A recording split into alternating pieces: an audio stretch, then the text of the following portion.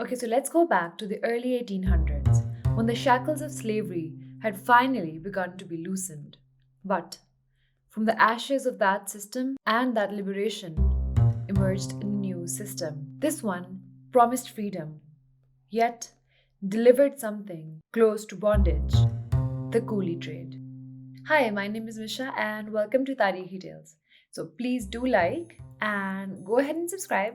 Please, we really need to grow. Have you ever wondered why there are massive Indian communities in countries like Mauritius or Kenya? Places where no connection kind of comes to mind, right? Well, it all boils down to the coolie trade. And no, not this kind of coolie. With the abolishment of slavery in the 1830s, the British colonies were now facing severe labor shortages, especially with the reluctance of former slaves to continue as wage labor. Enter the coolies. These were laborers tricked and coerced into working on plantations with brutal working conditions. And the coolie trade wasn't like an under the ground clandestine operation. It was actually a legalized system of indentured servitude. Now, an indentured servant is somebody who is bound by law to work for another for a certain amount of time, mostly in return for travel expenses and maintenance. This is more like the dictionary explanation of what this means. But the reality was a little different. Now, this coolie system and this coolie trade was kind of practiced across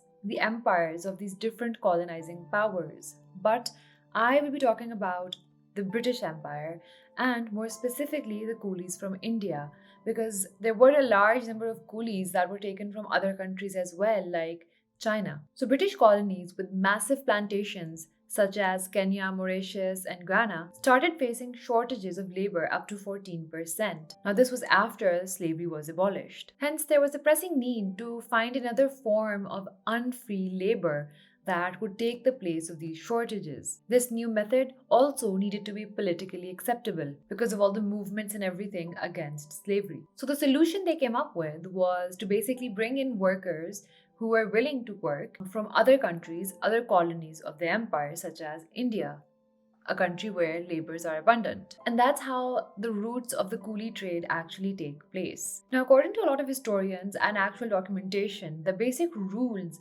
that kind of developed around this system were as follows. It had restrictions on the freedom of movement, it had penalties for negligence, an absence of work, and anything that was out of line was treated as a criminal offense. Now, one thing I need to make very clear is that the coolie trade was not really an alternative form of slavery, right? It was different. And a really good way to understand is through the economic historian Sunanda Sen. Now, she explains this phenomenon in terms of labor and labor power. In slavery, the labor or the individual was owned entirely by the plantation masters, whereas in coolie labor, they were free people, but they sold their ability to work. Although this system eventually started resembling slavery in how these people were exploited, but the basic principle was that these people, they wanted to work initially, and what they're selling is their ability and their power to work in the market. And once these people were highly motivated to work and they were willing to work,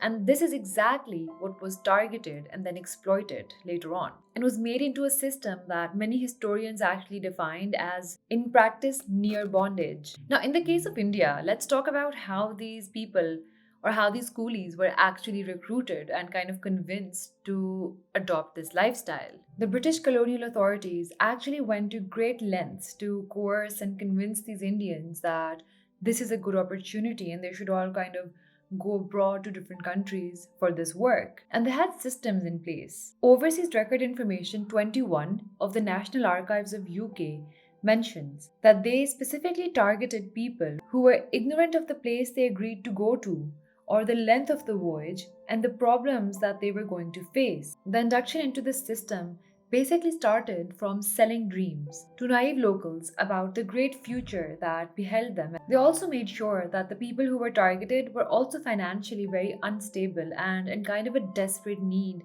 for a better life. The British actually employed people called arcatias, which were basically recruiters. And these were local contractors that would convince other locals about the benefits of joining this system. Most of the claims they stated were false, and they also stated that they themselves would be accompanying this new person on the journey towards this plantation. But in fact, these people were decoys and they never really accompanied anybody. The people who agreed to go, they would be taken to depots in these different port cities. None of them were more famous than the depots in Calcutta. Now, what these people would do is that because the hierarchy kind of worked like the shipping lines and the requirements of these shipping authorities were more important, they would start bringing these people into the depots as soon as they agreed to go on the journey. And in most cases, these people were kind of hoarded into compartments in the depot, anywhere from the duration of 15 days to up to 2 months. And more often than not, they were kept in horrible living conditions. Now, even though officially this was obviously all illegal, but even the British reports that are found of the time use language which shows the fraudulent nature of this system. People who went to the depots but then later refused to go on the voyage were called deserters. These same reports stated that really unwilling people, this is the terminology they used, the really unwilling people were not detained in the depots because they had a feeling that such people who are unsatisfied and really don't want to go will have a negative effect on the other people who they've so difficultly managed to convince that this is a good opportunity and they should be going. There are other reports where they also mention that people who have come back from the plantations. Now, mind you, only about 10% of the Indians who ever went abroad within this system were able to come back to their homelands after the indentured period was finished.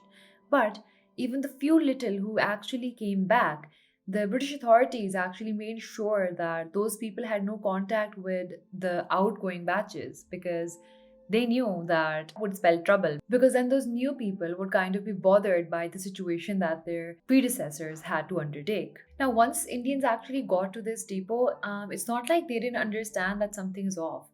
A lot of them felt, according to the author Saurabh Mishra, this is the author of the book Violence, Resistance, and the Coolie Identity, Life and Survival on Ships to the Caribbean, 1834 to 1917. The coolies themselves felt something to be amiss in the depots as they felt fear, suspicion, and alarm, but also a sense of helplessness, like that of an animal who had been caught up in a trap and has given up the useless struggle to escape. Now, once the wait period was over and the ships finally arrived, the same people were basically cramped into ships. They were almost always kept below deck, and the conditions were so bad that there were a high number of casualties on the journey itself because of disease, poor hygiene, and lack of food supplies. The people who survived these journeys soon realized that what they signed up for was backbreaking labor instead of the dream that they were sold. A lot of historians and economic historians actually compare this system to some sort of a pyramid scheme where the locals or people who are kind of involved in the system would also get others involved in this constant battle for more labor. The coolie trade is said to have uprooted more than 12 million lives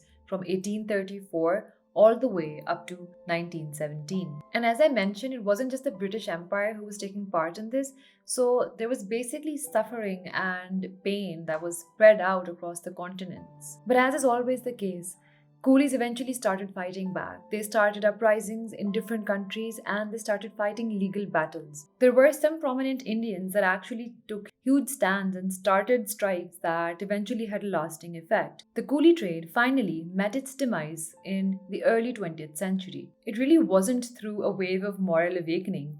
In fact, it was a combination of economics, political pressure, a shortage for labor in Europe, and also the cost to keep up this coolie system had gotten so high that after a point it made no sense. So all of these factors combined basically led to the eventual dismantling of this legal system. But make no mistake, even though that system, just like slavery, has been abolished, but there are some systems that still exist in this day and age that follow the same exact principles. I'll be making more videos about that, so stay tuned. Bye!